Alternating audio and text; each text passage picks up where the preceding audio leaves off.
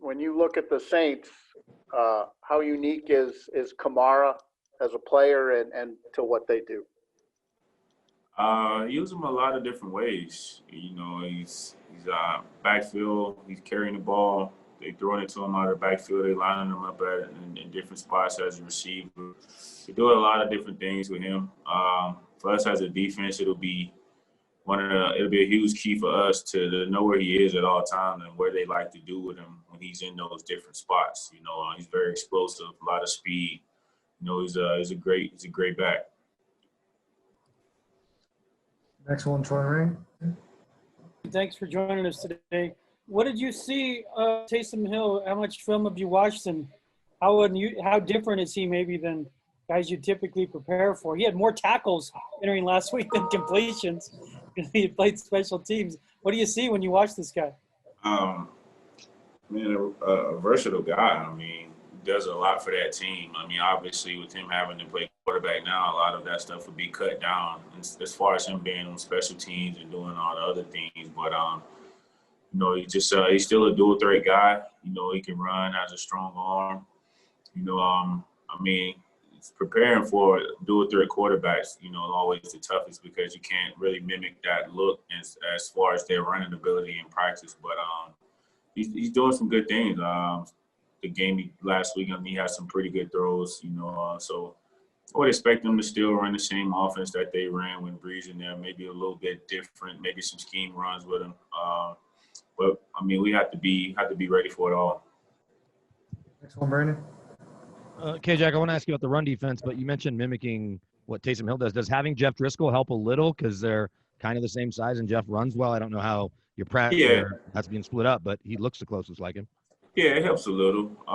Still kind of hard to really mimic it, but definitely having Jeff here and having him out there, being able to run some of those scheme runs that they like to run with him, definitely help us and prepare us for the game.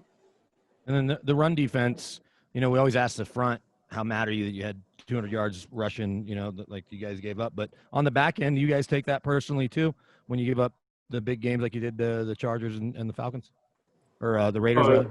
Yeah, we're a defensive unit. It's just not on those guys up front. We have run gap responsibility just as well as the guys up front. Especially in the second level with the linebackers and safety. So more than anything, we're all disappointed when those things happen. So for us, it's a collective effort. We all have to be better in holding our responsibility when it comes to the run game.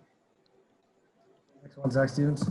Hey, Kareem, what was the biggest difference between this past game where you guys were really good as opposed to the past couple of games before that? There's execution. I think more than anything, I think with any team, any side of the ball, it's just all about execution.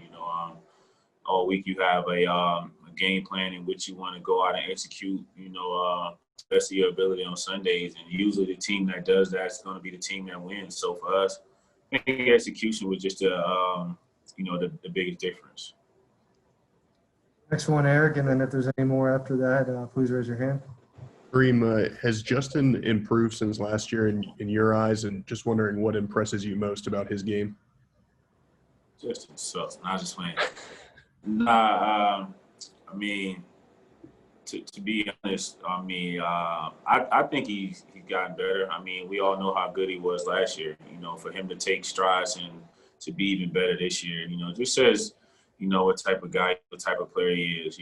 With the work he puts in the off season.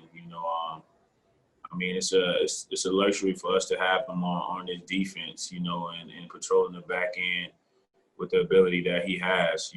Definitely makes my job easier as well as the rest of these guys on this defense. But it's just incredible to play alongside him and also get a chance to see him, in live action, and the things that he do on a week-to-week basis.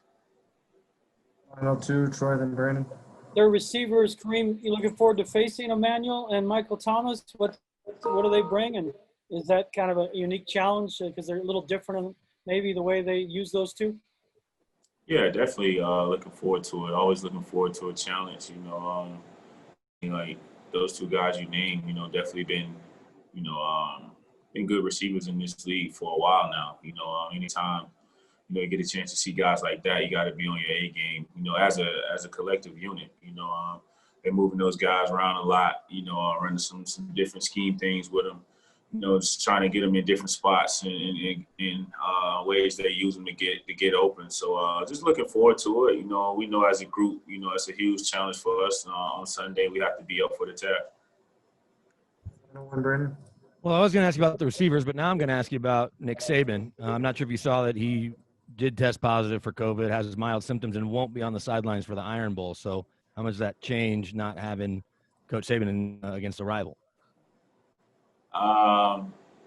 Yeah, I saw that he tested positive, but obviously it definitely sucks for that program and not having their head guy out there. But if I'm not mistaken, I think they got like 2 or 3 former head coaches on staff, so somebody will be able to step in. And I don't know if they'll have that same type of presence that he had, but somebody will be able to step in, and those guys will go out and play as well.